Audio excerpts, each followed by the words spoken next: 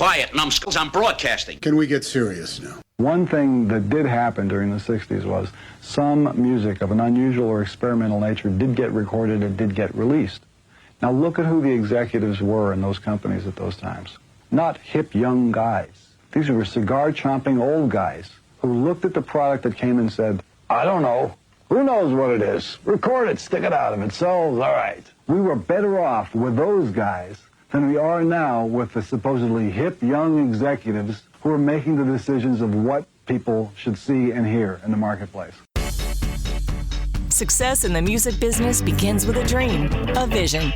This podcast will give you, the listener, the insight and tools to turn that vision into a reality. Meet the industry professionals who work day by day behind the scenes, helping to make those dreams come true.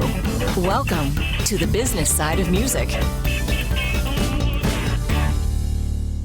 Hey, you're tuned in to another special edition. Tonight is Dead Horse Discussions, brought to you by the folks from Dead Horse Branding, Rick Caballo and Melissa Core Caballo. They've got offices here in Nashville, Tennessee, and Sydney, Australia. Our special guest tonight is a member of the National Association of Recording Arts and Sciences, also known as the Grammys, the Gospel Music Association, the Country Music Association, and the Americana Music Association.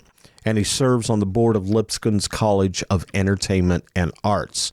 You might also recognize his name from when he was Amy Grant's manager and executive producer on Michael W. Smith's debut album, and along with his 1988 release Eye to Eye and the 1992 Change Your World. Currently, he's partnered in the development with Songwriting University.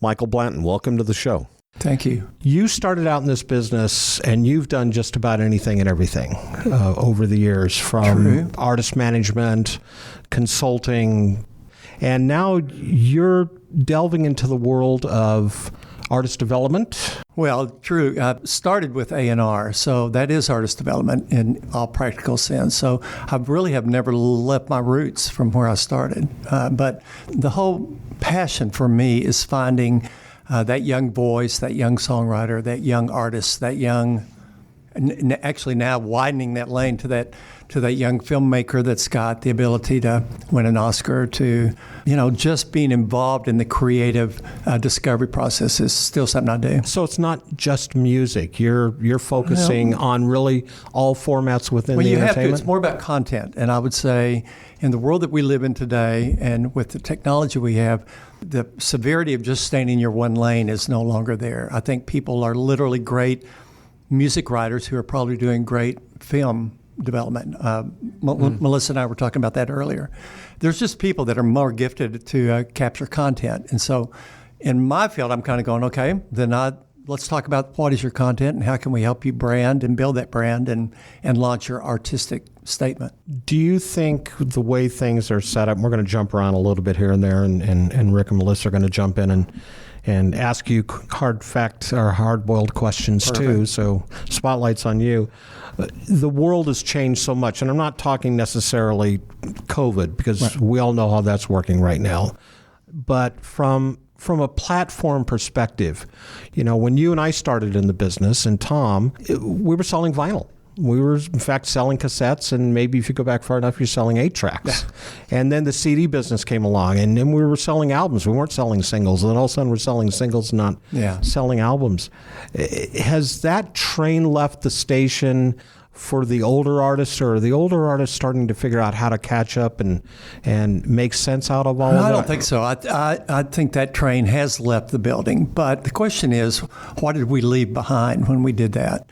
And, we used to have these incredible, back when vinyl was really that important, the information that you would get on the vinyl, the information you would get in the CD booklet, all that, we've kind of lost the ability to go digest that. In fact, trying to even find it now is really becoming almost impossible.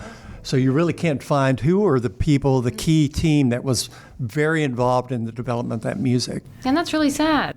No, it's really sad. For me, it's very sad, but I always thought we'll always sell something. I just never thought I'd see a day when music would be just for $10, it's all yours. Go get it. And hope you can figure out where to go find what you're looking for. So, we don't have any clear vetting out process. It's all every man for himself. Get out there, try to make your place in the sun, and try to make it happen. Does the label deal make sense anymore? And here, the labels today are still incredibly valuable for radio. The radio side of what they can bring to the table, which is, we know it's changing, but if you're an independent artist and you're out there and you go, all of a sudden you get 10, 15, 20 million streams happening, a label can come along and put you on radio, which is the other piece of the equation that still is very, very valuable today. But it's the game is changing, as we know. So I want to put you on the spot here a little bit. Yeah. With regards to the labels kind of being the gatekeepers or the key masters of radio, depending on how you want to approach it, can an independent artist successfully get some airplay on viable radio? There's a lot of radio charts out there that honestly don't mean a lot. Yeah. There are only a few charts that mean anything. Yeah. Can that independent artist, without label support, get any kind of radio play or viable radio play, or do they need that label? Well, I think there's always, the answer is yes, but it's rare. And those are exceptions. And there are people that can get a serious connection. They're going to get on Sirius radio. They may not get on, your local pop station immediately. But the game is about streaming. The kids today, this is the conversation I have every week, is going, it's all about your streaming numbers. And how do you get that? Well, it used to be concerts would help. So now that that's gone, we don't have any of the live thing. It's all about how do I promote my streaming. And, Dead Horse has a great company come alongside to help promote and build that, but also the social media. And there's 20 different ways you can do the social media. And everybody's got a different twist on that. And so you go, well, do I need that guy's twist or do I need that girl's twist? I'm not sure. So it's very confusing, and yet it's in abundance out there that's where you're going to make your play. Rick or Melissa, one of you jump in on this. Where does a company such as Dead Horse fit into that model? So I'll jump in first. So basically, a company like Dead Horse fits into that model because we are all about keeping a brand very fluid. We're all about making sure that every single part is threaded with the needle perfectly. And Rick and I were talking about this earlier. Most people see brands in a vertical view, right? You think how big they are, how tall they are, how long they're going to stay around. They're big. We look at brands on a horizontal line. Is the social media matching the logo, matching the graphic design, matching the photography, through to website, through to marketing, through to sound, through to PR, promotion, licensing, endorsement? And is that all cohesive? And if it's not, you're going to have a problem and you're not going to go up. You're just going to keep breaking and you're going to have all these cracks in the foundation. So it's extremely important in today's environment more than ever to have your branding foundation so solid and all of those formulas threaded perfectly, because this is everyone's game now. Everybody's out there. Everybody has the means, the distribution ability, the social media platforms. Everyone has everything. And as much as the labels really are still the gatekeeper in certain areas, if you have a fantastic product, smart branding team, some dollars, you really can compete. And then I'll let you speak more to the image. Everything that Mel says is right, but we like to dig deep. Like record labels might say, here's the latest guy, looks good, he sounds good, here's the hip song, go for it. But we go even deeper, like, what do you like doing? Like, what's your I'm a horse rider on the weekends and I'm really good at it. Okay, well, let's put that together. What else? Well, I love fashion. Okay, put that together. And I'm a bit of an arsehole when I drink. Okay, we'll put that in. And, it's like brands like the Rolling Stones, Aerosmith, Beatles, they all come out with specific brand. It's not just what you're wearing, that's your attitude.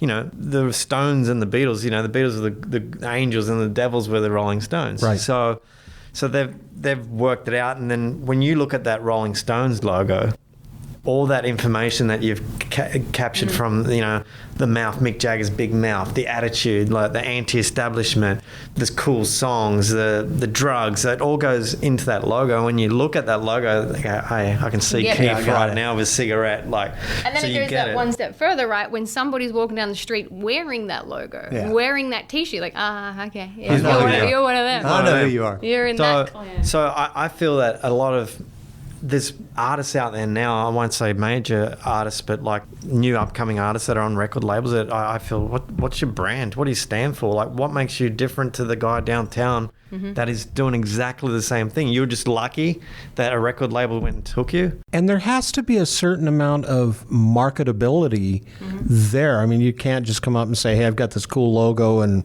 this is how I identify myself. You have to have something there to be able to take to the market. Yeah, and so this is where I like to, it's all about authenticity, right? It's Absolutely. like when I came here playing music, it's like, oh, I'm a little bit country. I was like, okay, I can do that. It's like, no, I'm not. It's like you can't mold yourself into something you're not, because what happens, the next hot thing, because country is the hot thing right now, but the next hot thing is going to be something else. You've shaped yourself into this country thing that you're not, and then it changes to what you were. So what's the point? You know, it's like it needs to be authentic. I don't think artists really chase. I mean, there's a lot of artists who do things. They'll chase a path or a lane to go. Whatever it takes, I could go be a Christian artist and hope to get to a pop thing. They watch, like a Lauren Daigle today or yesteryear. People would look at that and look at the Eagles even now. They're country comparatively, but they were completely pop in their in their heyday. But it's crossed over.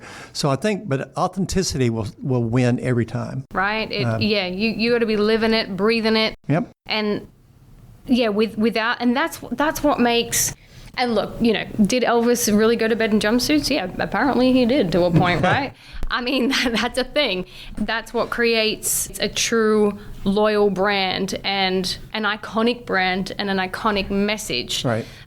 So without that depth, like you're talking about, without the loyalty and authenticity you're talking about, there's no way to stay in the game. Yeah. There's no way to propel forward. And again, this is one of my pet peeves. And I understand where it comes from, but it frustrates me. We meet a ton of artists all the time that say, like, the first question we'll ask is like, okay, who do you compare yourself to? Because we want to understand where you think your vibe is and your message is. And a lot of times artists will say, well, I'm a bit of everyone.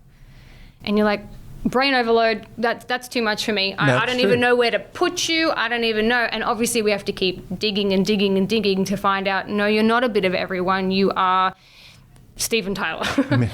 People think that that's a good thing, to be a lot of everyone. And it could be. The whole thing is, even if you are, we need to present it in an order that people can buy it. And so we got to figure out what's the main thing that you are. Exactly. And then let's build on that. Yeah. And that, lots of times that's where an artist comes in and goes, I can do it all. And you're going, okay, you can do it all, but we're going to start here. Yeah. Let's really get your vocal right with this songwriter.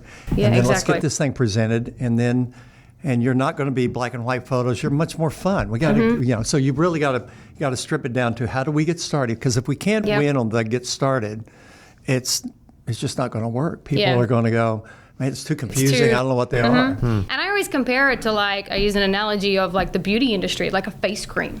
And this, obviously, there's a lot of women that are going to understand this analogy more. But let's say you've got this face cream and you're trying to market it to vegan friendly.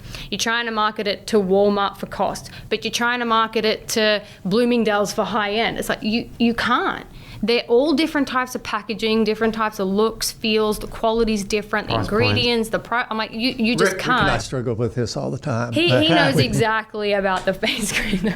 You almost have to create your lane or find your lane and then stay in it. Right. Exactly. Well, stay in it until everyone gets who you are, and then you can change lanes. But until you get that message and the message, it's better if you've just got 3 things instead of 10 things, like Michael's saying. So the focus needs to be laser focused, then expand on that. Okay, so you're an artist, you're discovered, you're making a name for yourself in whatever, let's say it's country music. Or let's go back. I worked with a Christian artist years ago at the label who didn't really want to be a Christian artist, but it was how we broke him. He wanted to be a pop artist, and that's really what it was that he did. When he crossed over into the mainstream, we lost the Christian art. We lost the Christian fan base. I don't know, is it damage control, or do you have to almost start over when you expand that base, or you get into film or television? Are your fans starting to feel like you've abandoned them from how they originally found you? Yeah, and I think that happens actually without even leaving the lane. I'm looking at early Beatles to later Beatles to final Beatles. I mean, I think people were going, I didn't really like It's that. not what I signed up for. Right. There's early Amy Grant stuff that we did that's very, very cool and very appropriate for the time. And then there was that middle part of Amy Grant that Lead Me On was kind of like the album that really represented in that Christian space. But when she did Heart in Motion, it was the riskiest thing that we'd ever done. The question was, will this work? And we lost some, but we certainly picked up another huge crowd of people. That was our biggest selling project. And then it comes down to brand loyalty too. I think authenticity plays into it at that moment. So there is a transitional process that is appropriate, and it's okay to leave one genre or one lane or one fan base and move into the other, as long as that's the strategy and you're going to lose that fan base. If that's what you want, fine, that's fine. But if it's not what you want, then yes, there is a very fine line and you still have to play out the ratios.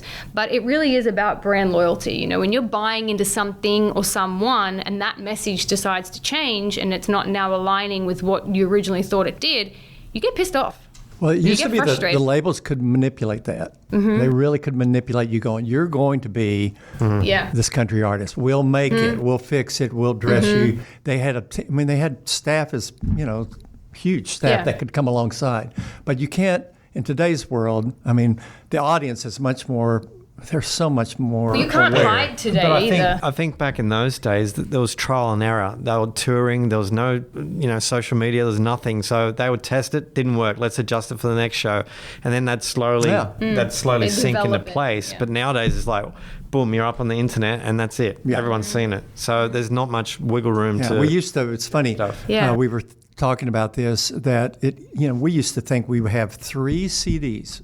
If we really believe in an artist, we're going to launch 3 different CDs on that artist to see if we can break it. And literally, it might be the second single on the second CD. Maybe the third one would be the final breakthrough, but you would stay with it. Boy, you just don't do that. You would invest Now the time you've and got- the money Yes, back then. the money, the time, Yeah. the keep the artists, keep them focused, keep growing, and you kind of just stay with it. And there's artists that were very successful in the 70s, 80s, 90s that wouldn't even have a chance today to break because we're so instantaneous. But the bad news is we also leave very instantaneously. It's we true. leave.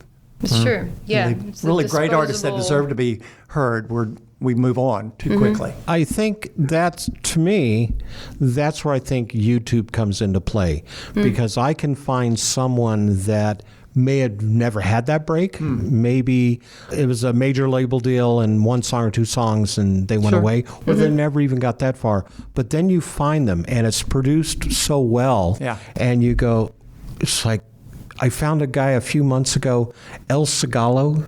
And I just came across him, but I was actually looking for something else. And I came across this guy and I went, holy cow. And I wore the album out that I found on YouTube.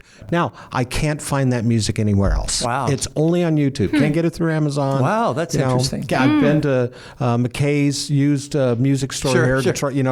It doesn't exist, but it's only on YouTube, but it's amazing. Well, YouTube is the curator. There's no question. If a young artist, if anybody's listening, most important thing to do is put up your song, your singing on YouTube and start loading it up because literally every record label, everybody goes and studies that. That is the curating pot right now. The quality of what you put on YouTube, though, how high up should that benchmark be? I think it changes. I think what used to be a very simple singer-songwriter, but now we're crowded with that.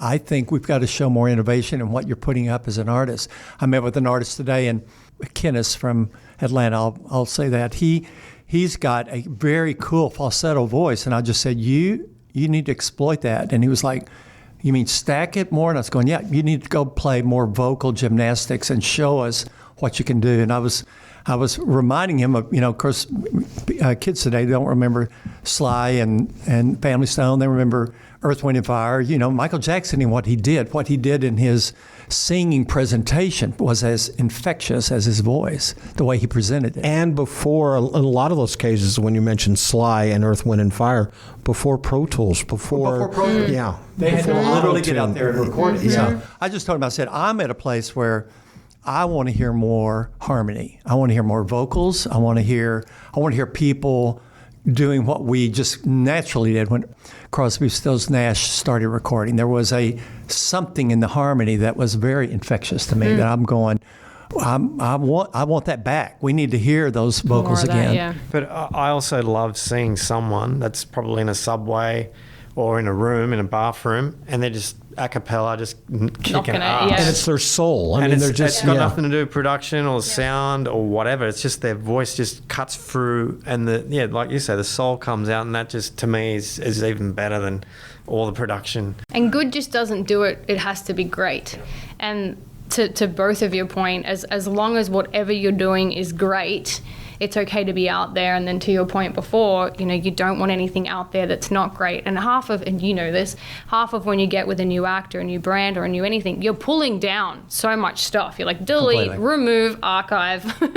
Get rid of all that. Yeah. And again, if you are in a bathroom or if you are in a subway, like, still stay on brand. Whatever that is. If it's how you're dressing, if it's just how you introduce yourself, if it's obviously the type of songs you're singing, or if it's the type of locations that you're in. Maybe you're at a subway because you've got more of a street vibe. Just staying on par. If you're a country guy, maybe you're just singing out in the farm. Whatever the simplicity of it, just keep on brand and stay in that authenticity lane. See, I tend to look at that. If I hear that voice in the subway, I tend to go, now what do we need to do with that voice? Because it's got to go beyond that. Totally. But I get excited to find that that's voice. What separates. I would rather watch Bob Dylan sit on a chair and just sing terribly than someone doing all these vocal gymnastics over a horrible song that was not well written. And the same as the voice. If you can find that voice that can do anything with the right song, then it's super important to be able to showcase that. Because I'd hate to go to a concert. I don't want to use Taylor Swift as an example, but I'll use Taylor Swift. You already did. You already went there. It's got the circus going on here and there and acrobats, but then it's like the voice it's just a small voice, not a big voice. Big songs, small voice. Big brand then. U2, big voice, big songs, big show. Yeah.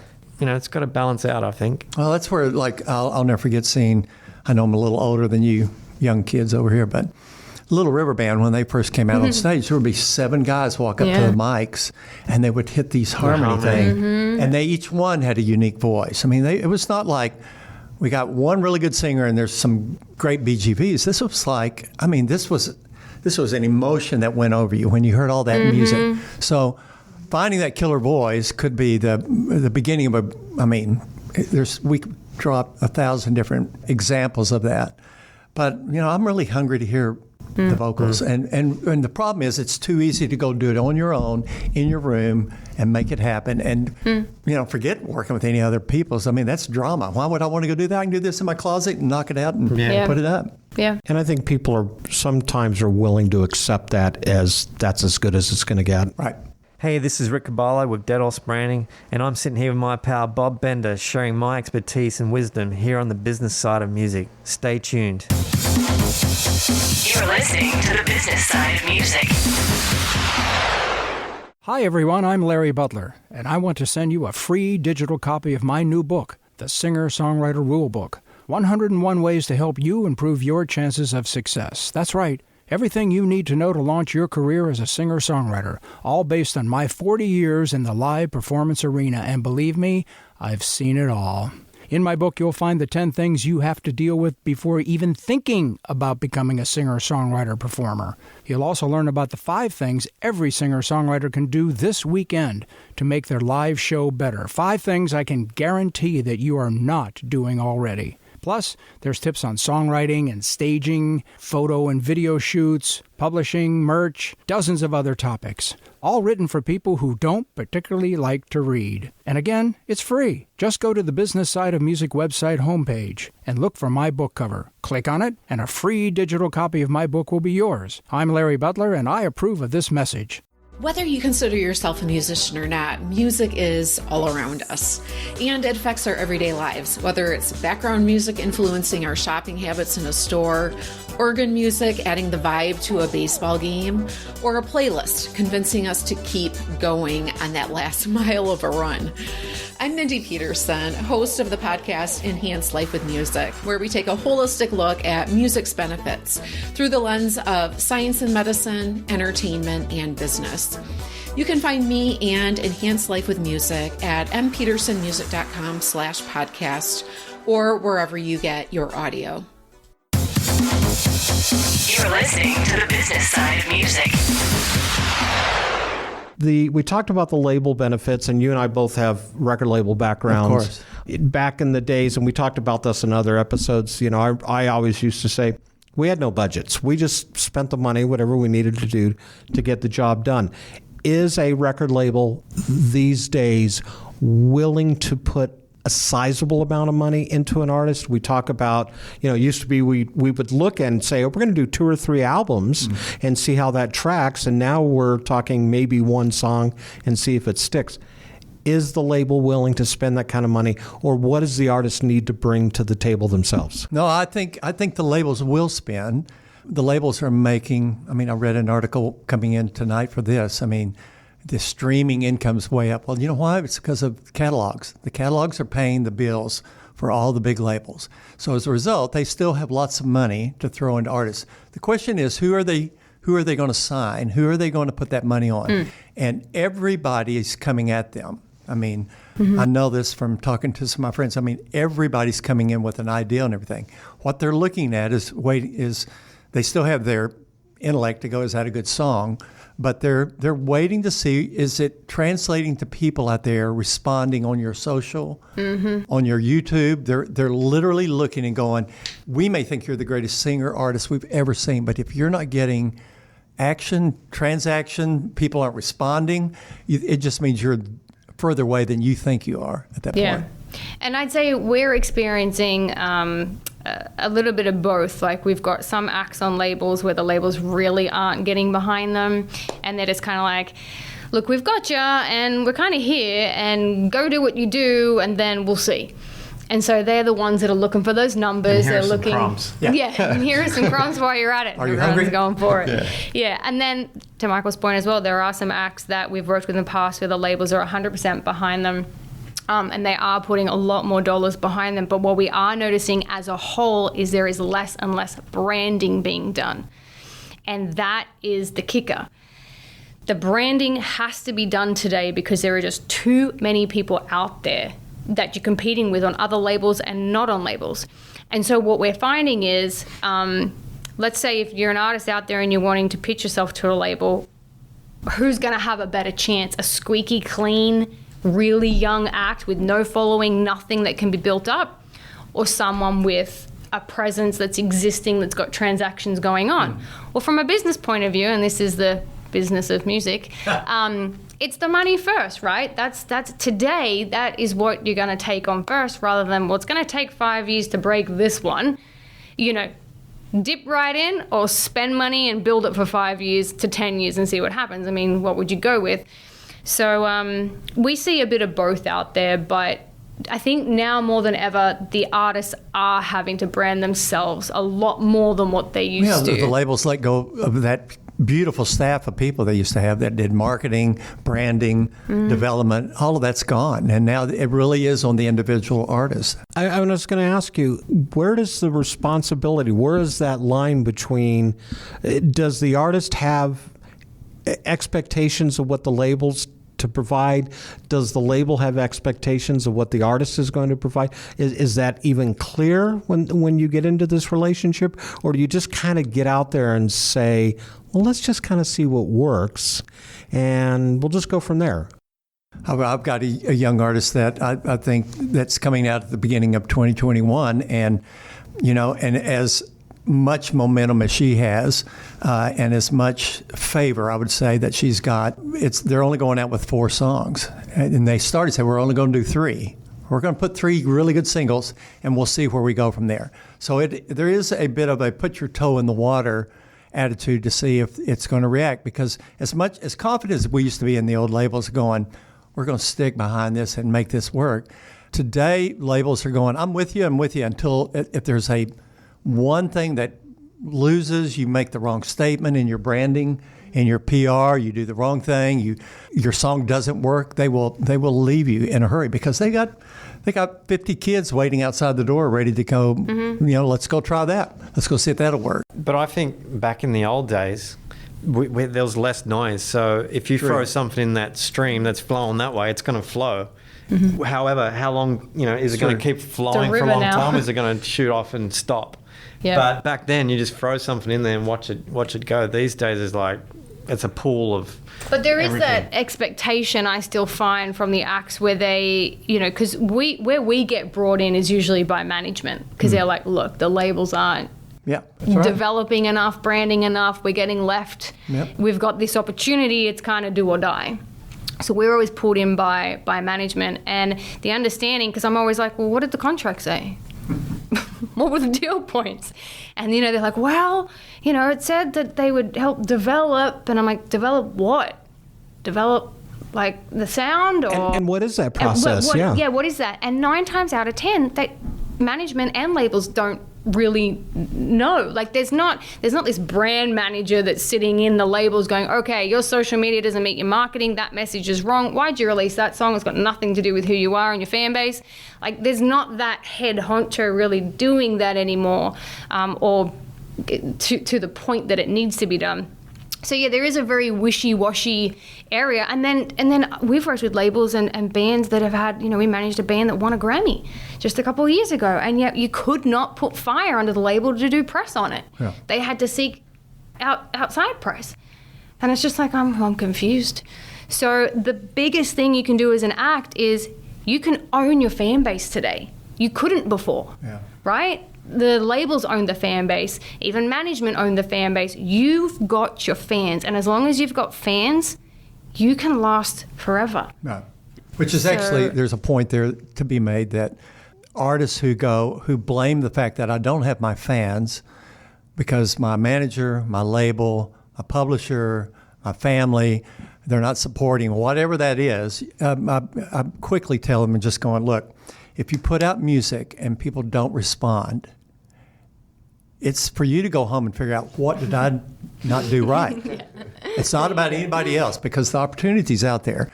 People are going to respond to something that's fresh, authentic, innovative, and engaging, and it's hooky. I mean, so people are going to do that. But if it's not because somebody else screwed up. It's because you're not really putting out good product yet. The other thing too, when we talk about engaging, and maybe it falls into that marketability or marketing side of things, not necessarily branding.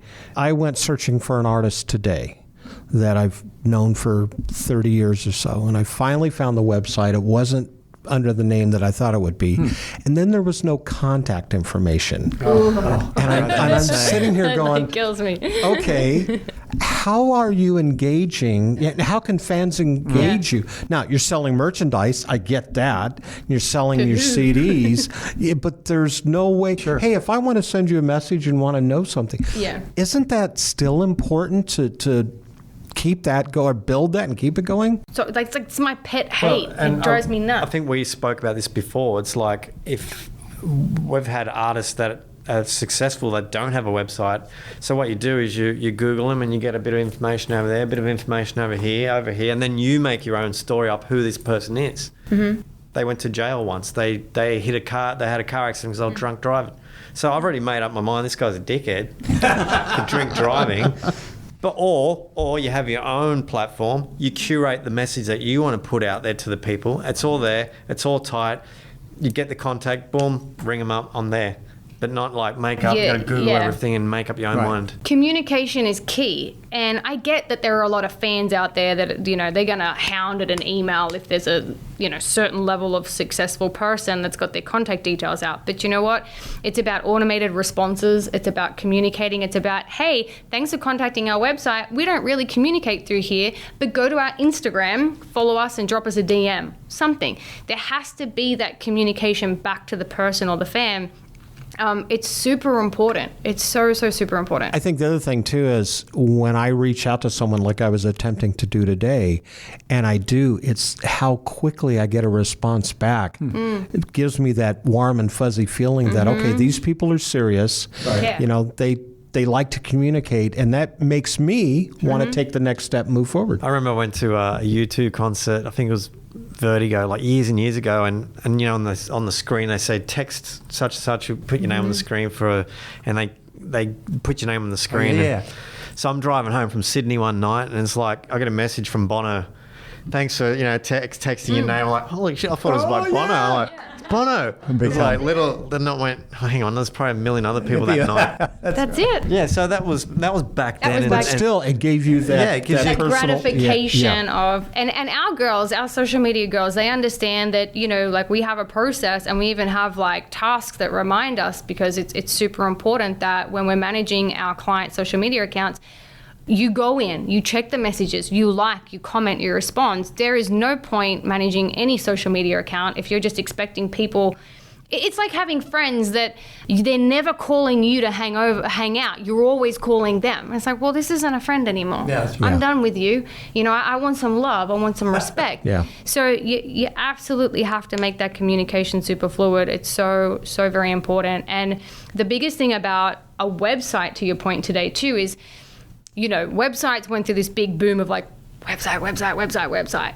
And now, as we're moving into this sort of, God, what are we, generation Y, Z, ABC? I don't even know where we're at. But Gen Z, they're all kind of, we're figuring out that it's like, well, I have a TikTok account or I have an Instagram account. I don't need a website. And it's like, great. And when that shuts down like MySpace did, then what? Where are all your 3.5 million fans then? And that's a stupid move. Actually, we had that conversation with a young person, and the next week Donald Trump said, we're banning TikTok. So it's like the 4 million followers that was there. It's like, well, they could be gone. Away, put them in a panic. So it's best to control all your assets. You got to own your fans. And it will change. Even if TikTok's the thing right now, we know 2 years from now that will change. Yeah. But your website won't. You know, your and website you control won't. 100% And you control of that. the message. You control everything. And it's still important to be on all the necessary platforms that suit your brand. But again, you need to funnel them back and spit it out and keep a hub. I think too, it's like, let's say it's Instagram. Everyone's Instagram's exactly the same. You scroll through video. But with a website, you need to navigate the fans through the website.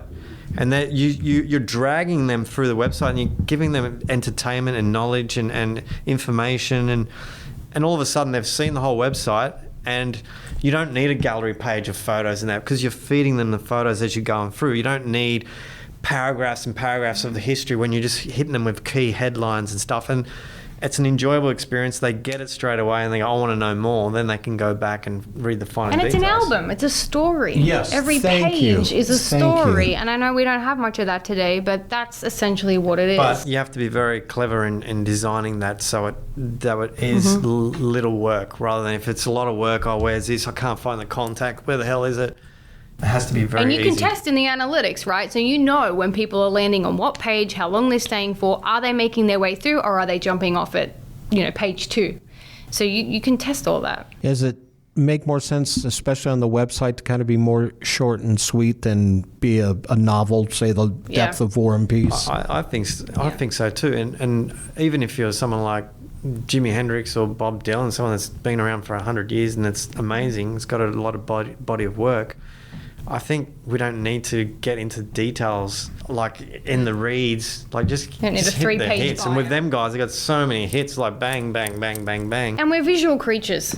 We are such visual creatures. So you can say a lot in a little by adding more visuals and less verbiage. It's really about a trailer. I mean, every artist, you've got the website, you're scrolling it. It's not 3 minutes, but you're literally, can you win me over in these next few seconds? It's almost creating a movie trailer. It's a trailer. I'm telling you, you've got to entice me to want to go dig further. And it can't be, because it's just loaded with so much stuff that I can't digest it. And I'll bring in today's day and age now. If this was 15, 20 years ago, different story. But nowadays, we ain't got time. Give me the information next. Give me the information, and we're just getting saturated all the time. So, we're out. It's an attention span. Yeah, of about 7 seconds. In many cases. Every page is an elevator pitch. Hey, this is Hemp Meadows. This is Denim Sky. And together we're Hemp and Denim, and we're also here on the Business Side of Music podcast. with Bob Bender. Yeah. You're listening to the business side of music. What does it take to succeed in country music? Hi, this is Candy O'Terry, your host for Country Music Success Stories. And this is JC Don Valeris, your Music City mentor. Our Nashville-based podcast takes you into the homes and onto the back porches of country music icons. And the stories they tell us just might inspire you to make your country music success story come true. Check out Country Music Success Stories on your favorite podcast platform. And subscribe today. You're listening to the business side of music. Michael, when you started working with Amy Grant, and it was a very simple time, I think it was just vocal and guitar, and would an artist like that fly in this world today? Oh, yeah. I mean, I think they do fly in this world today. But Amy was coming at a time where she allowed me, she allowed the people in her life kind of to speak to her about where we wanted to go. And at that point, I'm living out of Nashville, our dream was to become a statement on pop radio. We wanted to be on the top of the pop charts. That was our whole dream.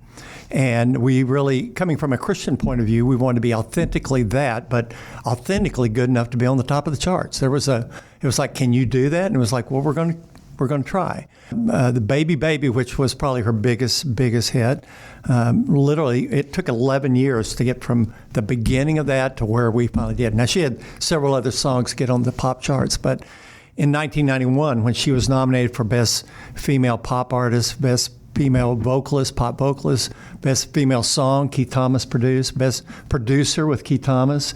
I mean, she was she had 5 of the top pop nominees in 1991.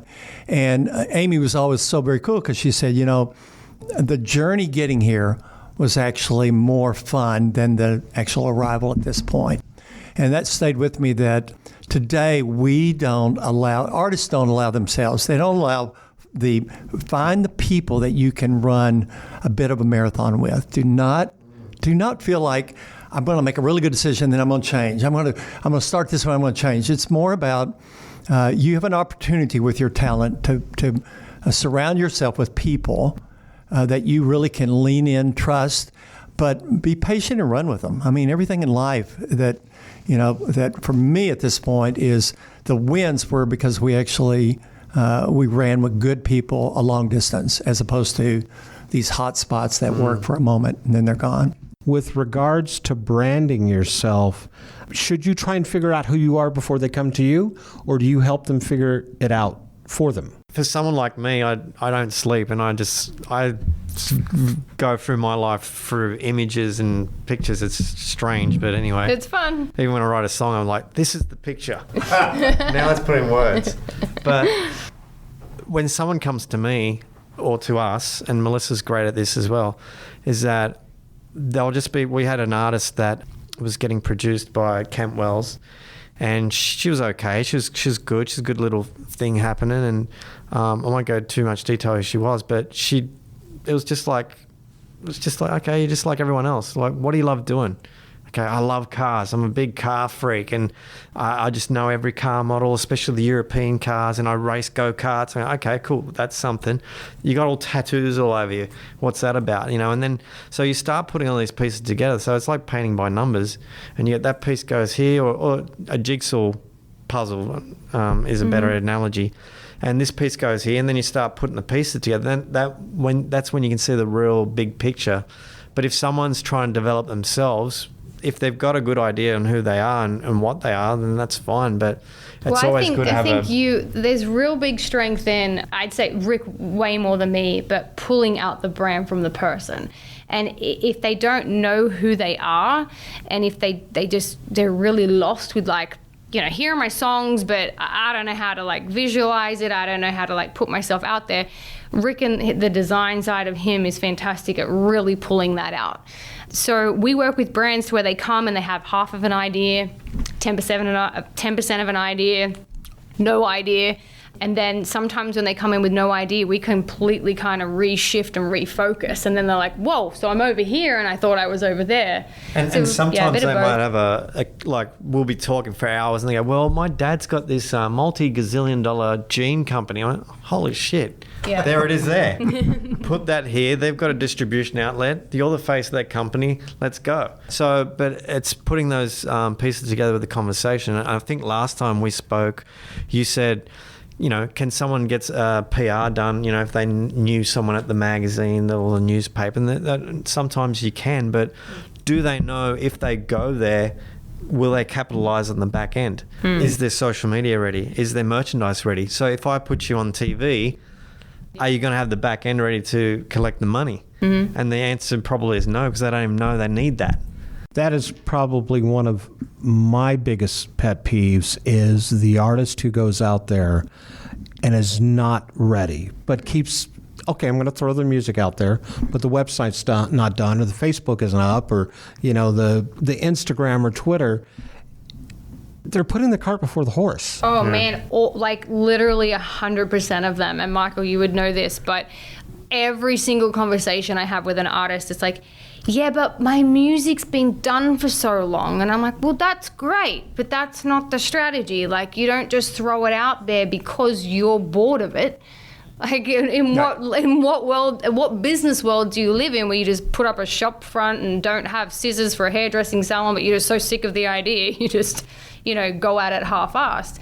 So, absolutely. I mean, a lot of artists, they spend 5-10 years writing their songs, and when they're discovered, they go, I got this. And so then they lose focus on their art, and they become more focused on the business. And they actually start trying to be the merchandise king. They start to tell you how they're going to do their business, and you're going, in about a year from now, you're going to run out of songs because you left the art to become a record. You're running your own record label, and at some point you got to go either be the artist or be the record label. Be one of the two. But you got to have people around you, because you're only going to get so far as a solo flyer. And just for that question as well, if the person has a good idea of who he is, like let's say Bruce Springsteen, he's the working class hero. That's, you know, that's cool. But what if I said to Mr. Norton over here, I said, if we just opened it up just a little bit like this, I can get you this.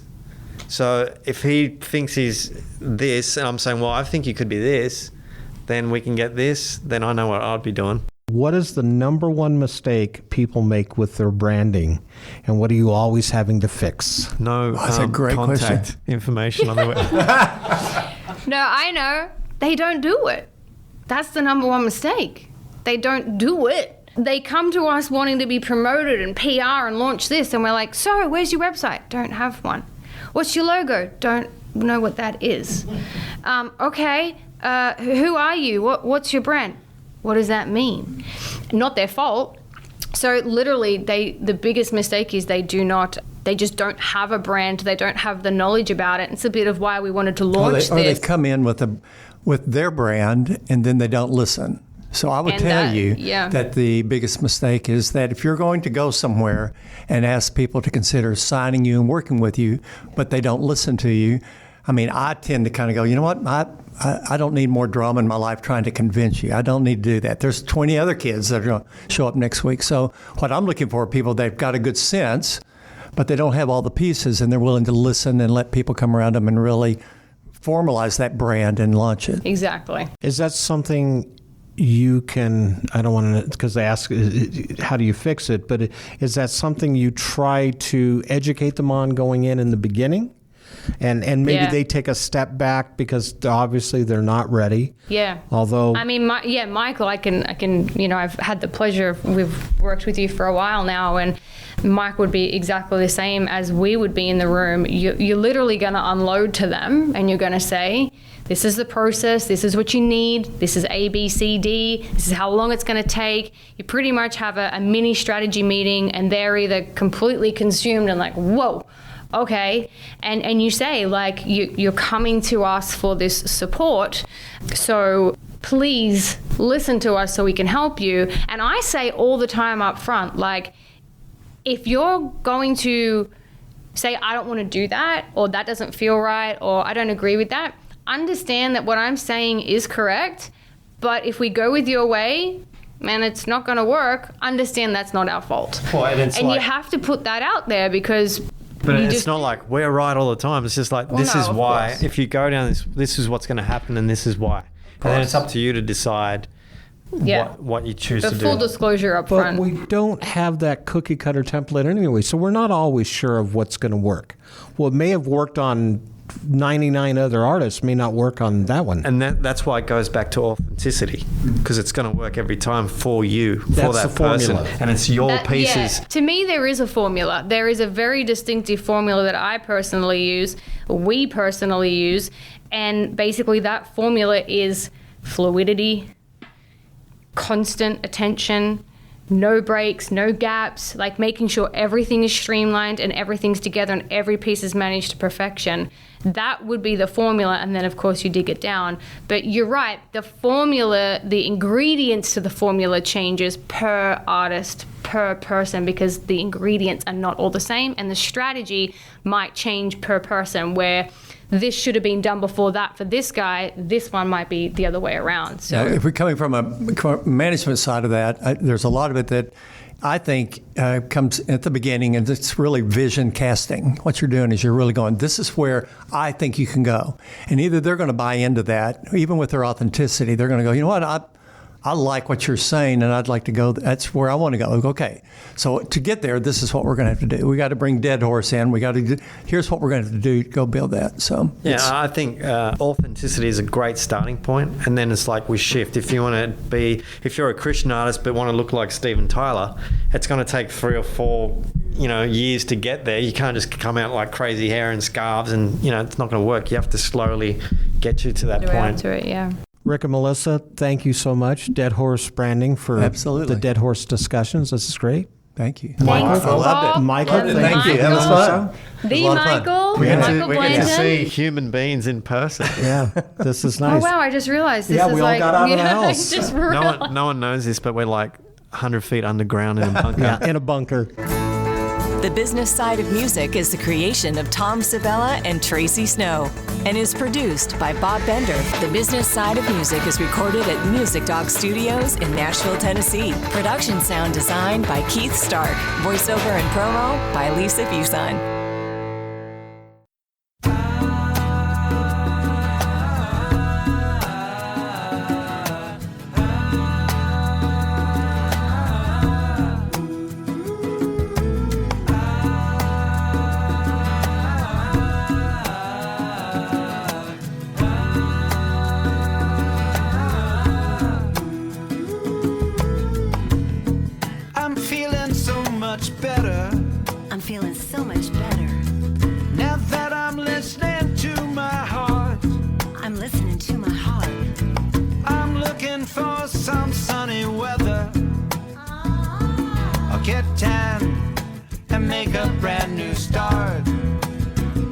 I wanna live looking forward to tomorrow. I wanna feel what it means to be alive. I wanna give without a trace of sorrow. I've got these wings, I can't be afraid to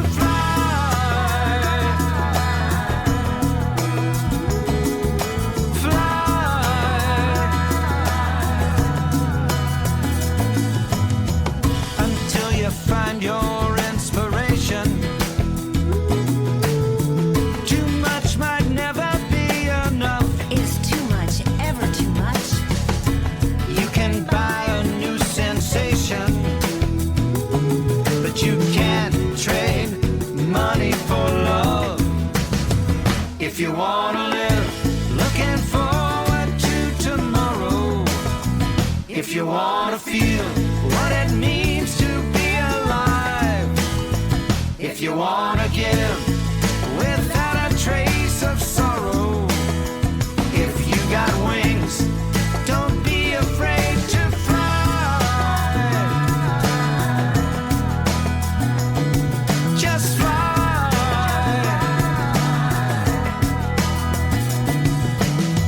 You say don't look inside my soul. Sometimes it's not a pretty sight. Just trust that love is in control, and it will all turn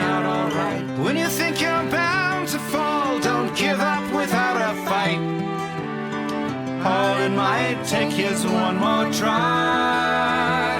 If you've got wings, don't be afraid to fly. Just fly.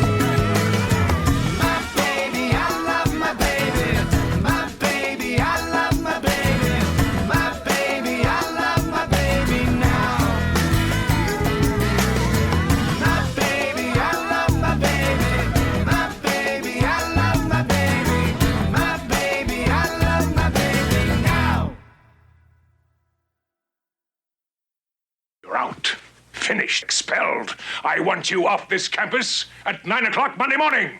This tape will self-destruct in 5 seconds.